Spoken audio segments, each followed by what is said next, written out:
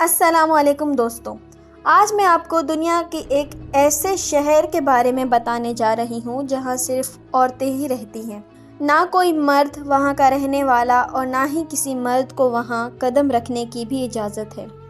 کیا یہ کوئی روایتی علاقہ ہے؟ کیا یہ کوئی فیمنسٹ ریبیلین ہے یا کوئی مجبوری؟ وقت کے ساتھ دنیا کے ہر کونے میں الگ کلچر، الگ سوچ اور الگ روایات ہیں، مگر اس شہر کا حال آپ کو حیران کر دے گا۔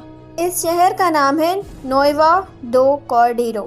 یہ برازیل میں واقع ہے، ایک خوبصورت علاقہ۔ اس چھوٹی سی جگہ میں تقریباً 600 سے زیادہ عورتیں رہتی ہیں۔ ان کا اپنا ایک شہر ہے، اپنا ایک نظام ہے، اور سب سے عجیب بات، کوئی مرد وہاں نہیں رہتا۔ اس شہر کا استعمال ماڈرن دنیا میں بھی ایک راز ہے۔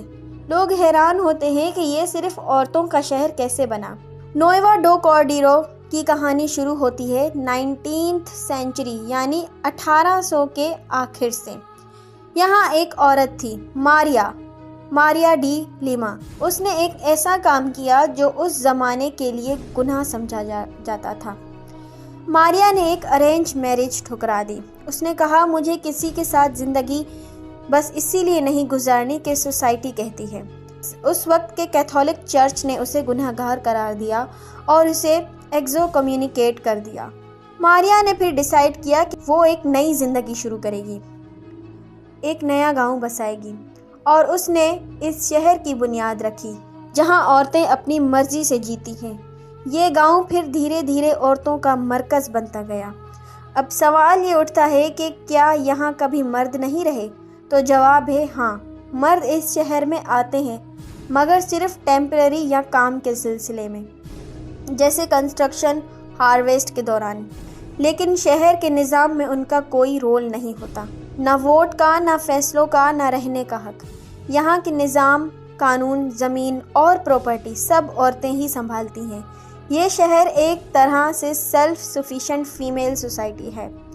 آپ سوچ رہے ہوں گے کہ صرف عورتیں رہتی ہیں تو زندگی کیسے چلتی ہے؟ تو سنو، کھیتی باڑی سے لے کر مکان بنوانا تک سب کچھ عورتیں ہی کرتی ہیں۔ روز کا کام، کپڑے دھونا، کھانا بنانا، لیکن ساتھ ہی فیلڈ میں کام کرنا، مارکیٹنگ، اکاؤنٹس اور پالیٹکس بھی۔ ہر عورت یہاں ایکول ہے، کوئی بڑی چھوٹی نہیں۔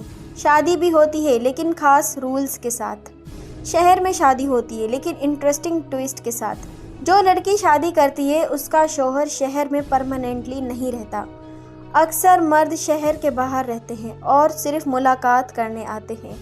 اور اس شہر کی عورتیں کچھ سال پہلے میڈیا کے ذریعے ڈیمانڈ کی تھی کہ اچھے مرد چاہیے شادی کے لیے، لیکن ان کے رولز کے ساتھ۔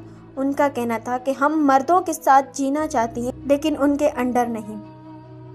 کیا آپ سوچ سکتے ہو کہ ایک سوسائٹی عورتیں مردوں کو سلیکٹ کرتی ہیں، لیکن ان کو حکمران نہیں بننے دیتی؟ بہت لوگ اس شہر کو ایڈمائر کرتے ہیں کہ یہ عورتیں اسٹرانگ اور انڈیپینڈنٹ ہیں، لیکن کچھ لوگ کہتے ہیں کہ یہ سوسائٹی ان نیچرل ہے یا ایکسٹریم فیمنزم ہے۔ کچھ چیلنجز بھی ہیں، بچوں کی پرورش کے لیے فادر کا رول ہونا، مردوں اور عورتوں کے درمیان بیلنس، شہر کو اکنامک ایشوز کیونکہ میل لیبر کم ہے۔ لیکن پھر بھی نوئیوا ڈو کارڈیرو ایک مثال ہے۔ جب عورتیں اپنے فیصلے خود لیں تو سوسائٹی کیسے کھلتی ہے۔ دوستو، دنیا میں ہر کلچر، ہر سوچ ایک نیا راستہ دکھاتی ہے۔ نوئیوا ڈو کارڈیرو ایک راز بھی ہے، ایک لیسن بھی۔ یہ شہر یہ ثابت کرتا ہے کہ عورت صرف گھر چلانے والی نہیں ہوتی، وہ پوری سوسائٹی چلا سکتی ہے۔